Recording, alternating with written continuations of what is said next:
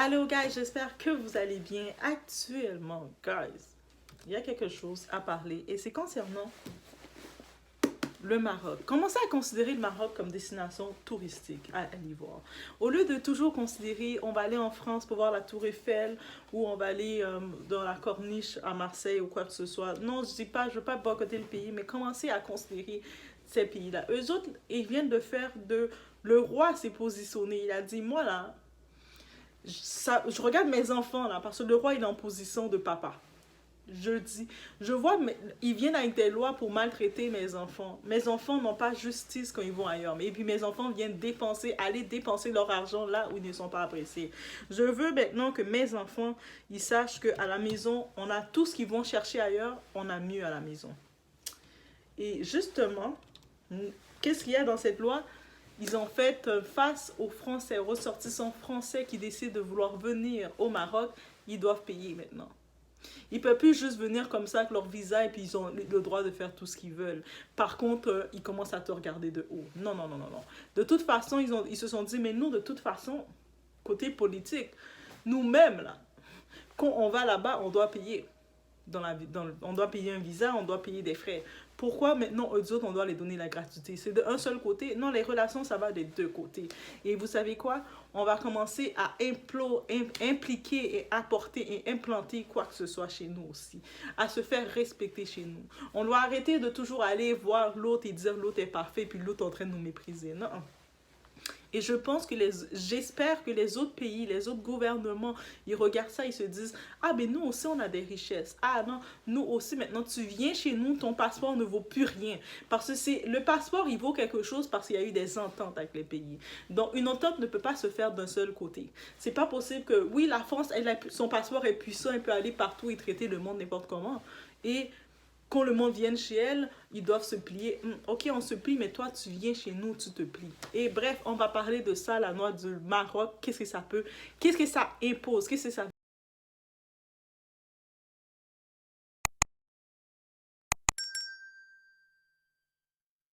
Donc déjà, qu'est-ce qu'il faut comprendre de qu'est-ce que ça veut dire? Qu'est-ce qui est imposé face à ça?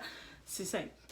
Donc, en tant que tel, ça veut dire que on commence aussi à comprendre sa valeur. Donc, le monde, c'est pas... On doit arrêter de donner juste la valeur à quelqu'un qui ne nous donne pas la valeur. On voit comment on est traité à l'étranger. On le voit comment on est traité ailleurs. Et puis, quelqu'un d'un pays a décidé, lui a dit, moi là, les gens de mon pays, on va commencer à venir investir chez nous. On a tout chez nous. On a les grandes villes, on a les sites touristiques, on a les gens, on a les ressources des gens.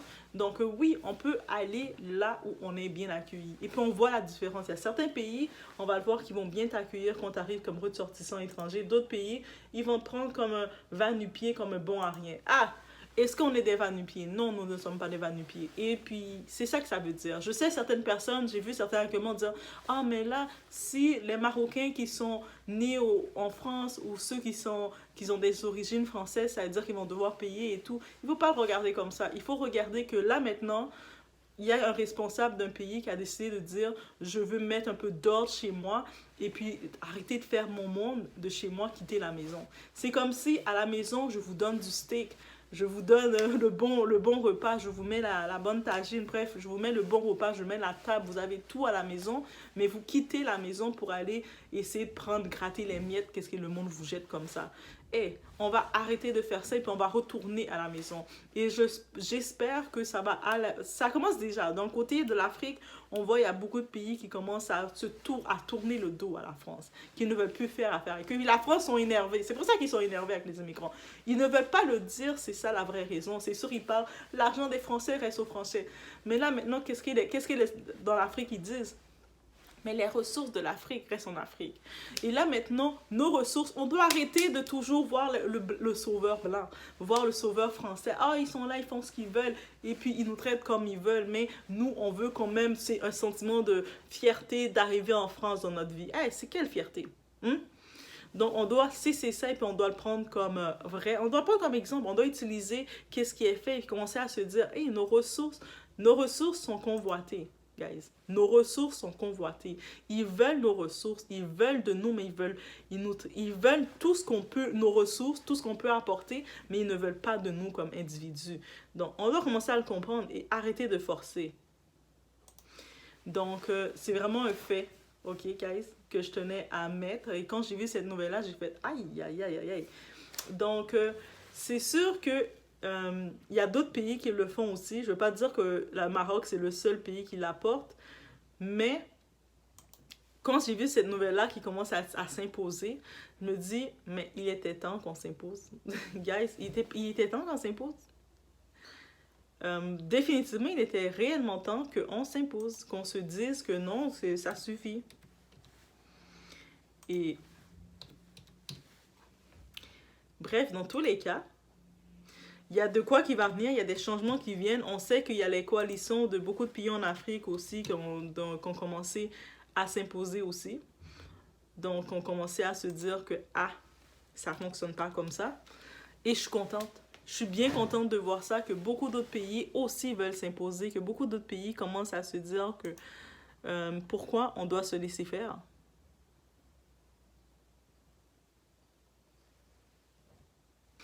Donc, on sait qu'est-ce qu'ils ont traversé le Maroc, justement, avec le tremblement de terre. On a vu les positions qui se sont faites, que certains venaient dans les médias occidentaux les dire parce qu'ils ont refusé certaines aides. Donc, c'est pas parce que tu as soif, c'est pas parce que tu es assoiffé, tu es affamé, que tu as soif, que tu as un problème, que tu dois prendre l'aide de n'importe qui. Il y a certaines aides, même dans des conditions... Ça, c'est des...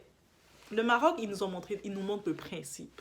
Et que dans la vie, on peut prendre ce principe. Des fois, on va être dans des positions qu'on est assoiffé, on est désavantagé, on aurait pu prendre l'aide de quelqu'un.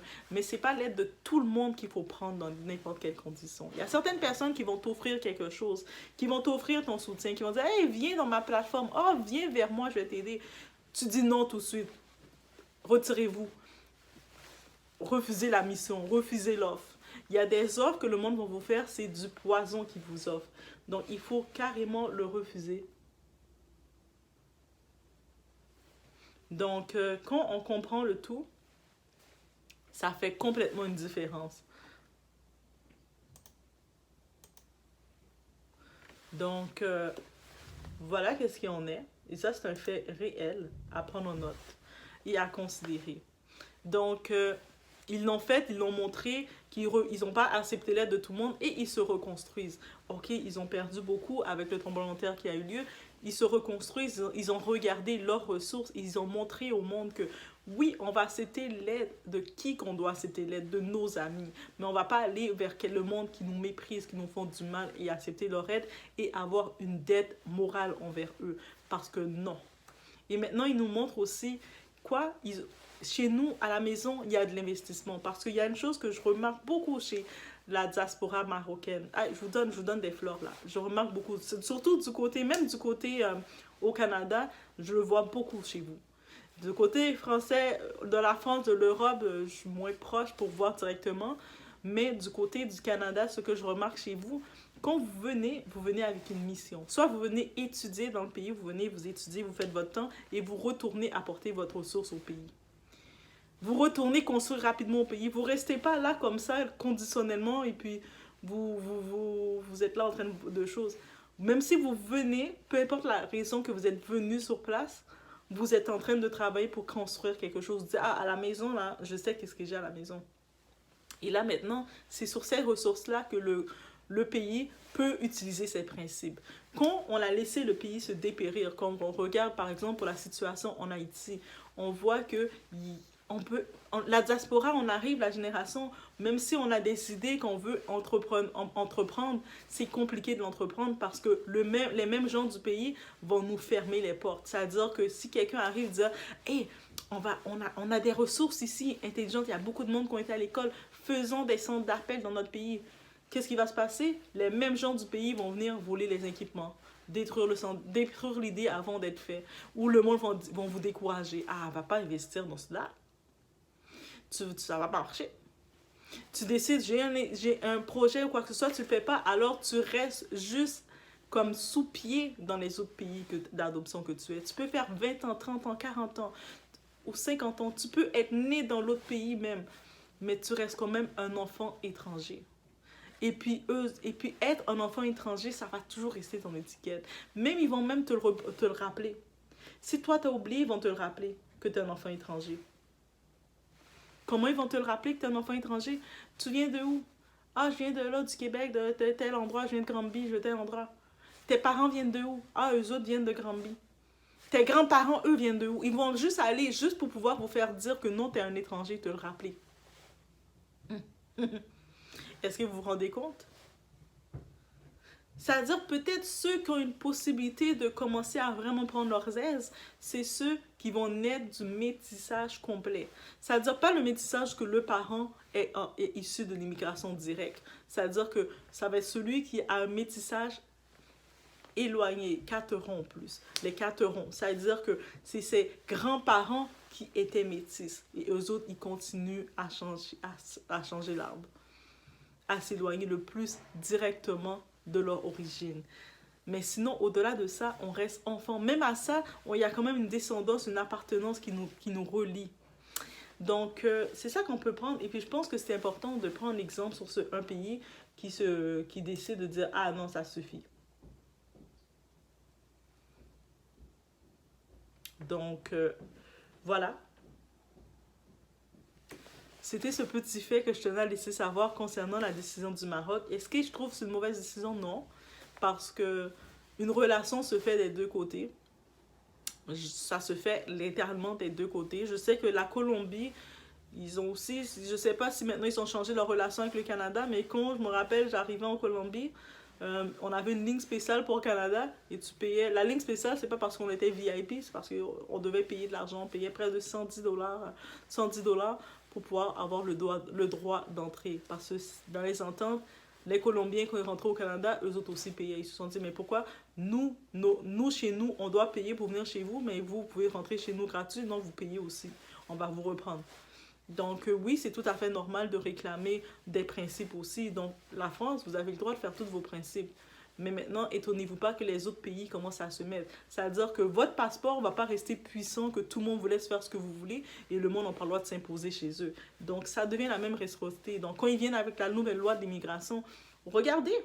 Maintenant, est-ce que ça fait votre affaire? Si la nouvelle loi ne fait pas votre affaire, vous avez peut-être des enfants, vous avez une famille, ça devient compliqué. Vous le voyez la réalité quand vous êtes dans le pays.